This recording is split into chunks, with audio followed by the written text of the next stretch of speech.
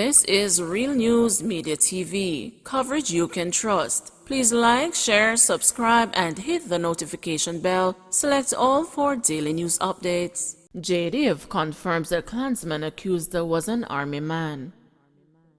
Two officials of the Jamaica Defense Force on Thursday morning confirmed that Jermaine Robinson, one of the 33 accused now facing trial for crimes allegedly committed by the St. Catherine-based Clansmen gang, had been a member of the Army from August 2015 until 2021.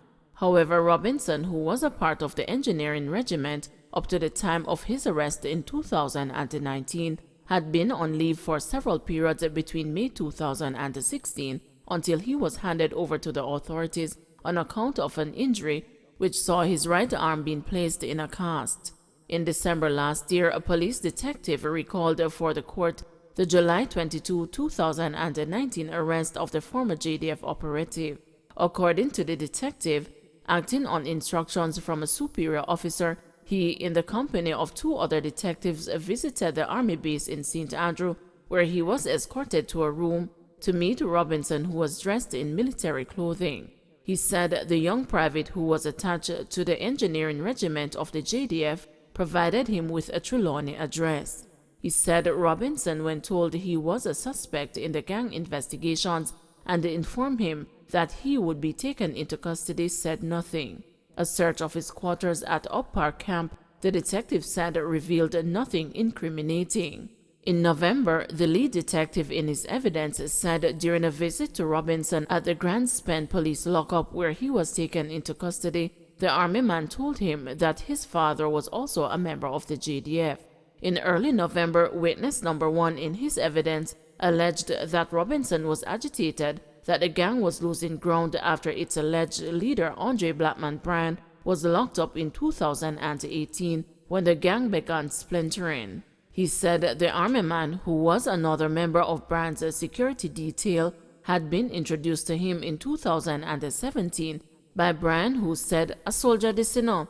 He said he saw Robinson on several other occasions involving the gang and detailed one instance where he said Robinson, who had injured one hand which was placed in a cast, handled an AK-47 with the other hand.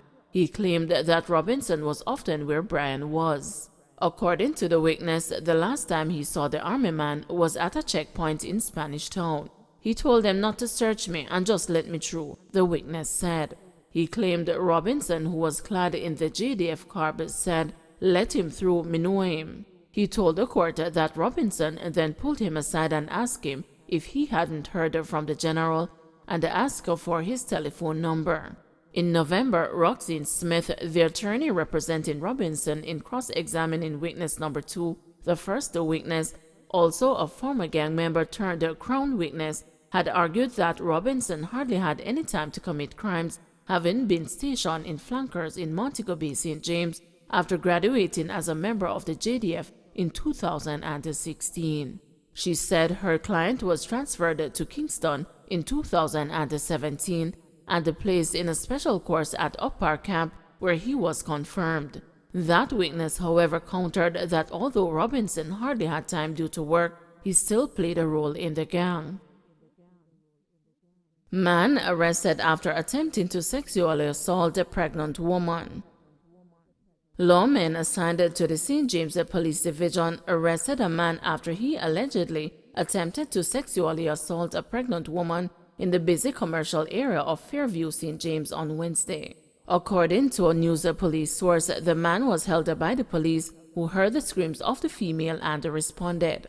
Following his arrest, St. James detectives obtained caution statements from the man, which have indicated his participation in several other rape incidents in and around the second city. The news also learned that the Center for Investigation of Sexual Offenses and Child Abuse is currently following up on at least 8 rape cases that were committed in Union Street, Barnett Street, and the Fairview areas in Montego Bay.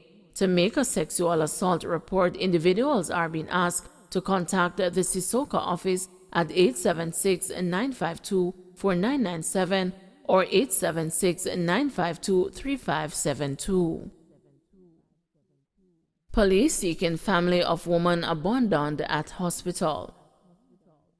The police in Clarendon are seeking the public's help to locate the family of a woman who was abandoned at the Victoria Jubilee Hospital in Kingston. The police said that 21-year-old Shawnee Green of Palmer's Cross in Clarendon was admitted to the hospital 2 weeks ago and is to be discharged. However, staff at the hospital and the police have been unable to locate her family. The relatives of Green or anyone knowing their whereabouts is asked to contact the Mapen Police at 876-986-2208 or the nearest police station. PNP playing politics, says Police Commissioner. Police Commissioner Major General Anthony Anderson has responded to the opposition's 60-day ultimatum for him to get crime under control or resign, stating that a better alternative would be a united parliament against the criminals. Opposition leader Mark Golding on Tuesday said there needs to be accountability for poor performance. However, speaking on Thursday, General Anderson described the opposition's statement as political. He says the division among parliamentarians on the issue of crime is not helpful. I'm a public servant and a security professional, and in that role, as the commissioner and as a public servant and a security professional, what would have been very helpful to us on this side, on the security side, is if a 60-day ultimatum was given to criminals and gunmen to do otherwise, or we'll have a united parliament against them. That would have been very useful to us. There is no tool in the police toolbox that we're not using at the moment. But at this kind of violence that is chronic, because it's been going on for so long, the interruption of that violence has to be done with extraordinary measures, because it's an extraordinary level of violence, way out of proportion with all crimes. There's no doubt and no question. I'm glad you say it, and more people need to say it. The police need to be paid properly. They need to be paid more. There's no question about that. And that is my advocacy, and that has been my advocacy to the government. Now, what I'm told is that that is going to come in the next round. So I look forward to seeing that. But there is no question about it. And it's not now. What I'm saying is it is not sufficient. If that officer said that if you are at a scene and your shift is supposed to change and shootings occur or murder occurs, then you have to hold the scene and all that, they're quite right. That is exactly what happens. And we have to compensate them for it. And we need to put in the mechanism to compensate them for that. Police list 90 people wanted for various crimes. The police have listed 90 people who are wanted in connection with the surge in crime across the island. Deputy Commissioner of Police in charge of crime, Fitz Bailey, says the individuals are wanted for murders, shootings, wounding with intent, rape, and other serious offenses. Speaking at a media briefing on Thursday morning, DCP Bailey said the police have been trying to locate the individuals to no avail, but are giving the suspects an opportunity to surrender. He warned that the individuals are considered very dangerous as they carry arms and they will shoot and they will kill. DCP Bailey also reminded the public that harboring a fugitive is a crime for which persons can be prosecuted. Citizens are asked to contact the Criminal Investigation Branch at 876-929-9256, Crime Stop at 311, Operation Kingfish at 811, Police 119 emergency number, or the nearest police station to share information on the whereabouts of wanted persons. Chung suggests a more competitive banking sector could address a fee issue. Financial analyst Dennis Chung says the issue of banking fees will continue to be controversial and has recommended making the industry more competitive as a long-term solution. Mr. Chung has come to the defense of financial institutions, arguing that they have also been impacted by inflation.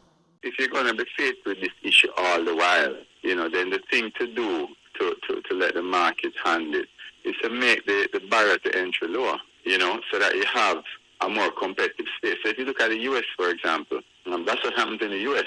The U.S. has a highly competitive market. Of course, there are certain things that you have to regulate, because the whole thing about AML, poker,